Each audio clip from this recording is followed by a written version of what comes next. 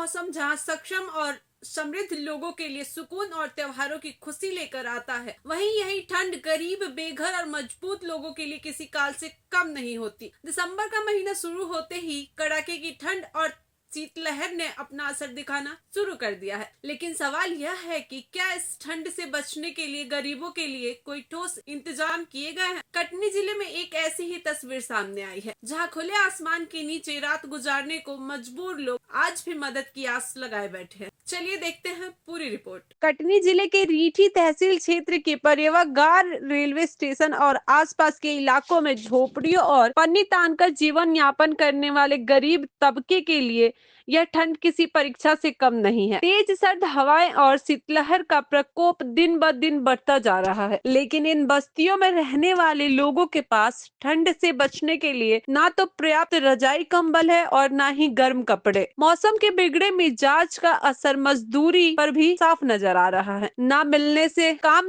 से आर्थिक तंगी और बढ़ गई है, जिसके चलते परिवारों के सामने 2 वक्त की रोटी और ठंड दोनों बड़ी चुनौती बन चुकी है। किसी तरह लकड़ी और कचरे का इंतजाम कर ये लोग अलाव जलाकर खुद को ठंड से बचाने की कोशिश कर रहे हैं। लेकिन हैरानी की बात यह है कि अब तक शासन प्रशासन की ओर से इन इलाकों में अलाव तक की व्यवस्था नहीं की गई है। इस ठंड का सबसे ज्यादा असर बच्चों और बुजुर्गों पर पड़ रहा है, जिनके लिए यह मौसम जानलेवा साबित हो सकता है। इन बस्तियों में रहने वाले लोग आज भी शासन प्रशासन और सामाजिक संगठनों की ओर उम्मीद भरी नजरों से देख रहे हैं। अब देखना यह होगा कि कड़ाके की ठंड में ठिठुरते इन गरीबों तक राहत कब और कैसे पहुंचती है।